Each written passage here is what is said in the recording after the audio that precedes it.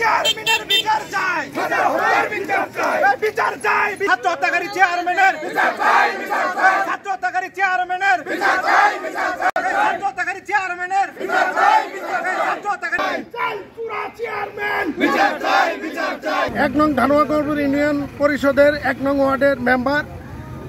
আমরা 11 জন মেম্বার, 12 জন মেম্বার এই চেয়ারম্যান সাহেবের কাছে এই 2.5 বছর গেল আমরা তার কাছে যাইতে পারি নাই।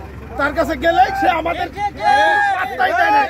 আমরা তার কাছে গেলে ভিজিডি আমাদের কোনো কিছুই সে দেয়নি, বলছে তোমাদের নামে কোনো বরাদ্দ নাই।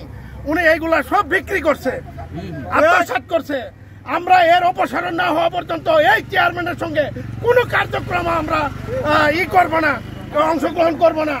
ছাত্র আন্দোলন 18 তারিখ থেকে আমরা প্রায় 12 দিন আমাদের নামে মামলা দিছে এবং আমাদের ছাত্র ভাইরা আছে তাদেরকে মনে করেন যে পিটাইছে। আমরা নিরীহ, আমরা প্রশাসনের কাছে শুটিং গেছি, প্রশাসন উল্টা আমাদের কাছে আসে হুমকি দিছে। দোকান ভাড়া দিচ্ছে, আমরা 2 বছর যাবত অস্থায়ী মানুষের বাড়ি বাড়ি ঘরে ঘরে খাই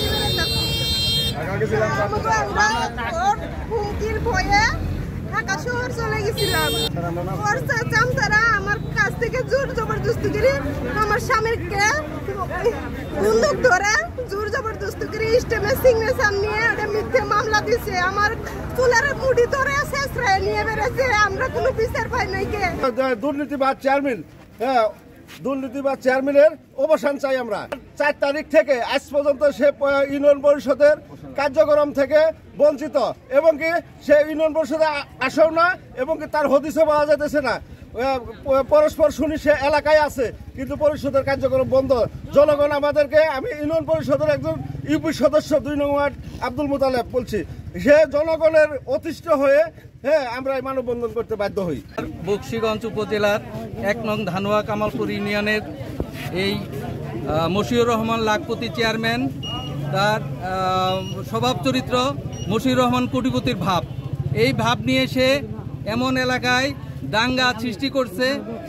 পরবর্তীতে বিভিন্ন সময়ে সাধারণ মানুষদের বিভিন্নভাবে হয়রানি করে ইউনিয়ন পরিষদ চালাচ্ছিল। ভিজিএফের চাউল 10 কেজি চাউল এগুলো তার ভুট্টা খেতে পাওয়া গেছে। তখন ওই টাকা পয়সা দিয়ে উৎকোচ দিয়ে সে গা ঢাকা দিয়ে বর্তমানে আপনার রয়েছে।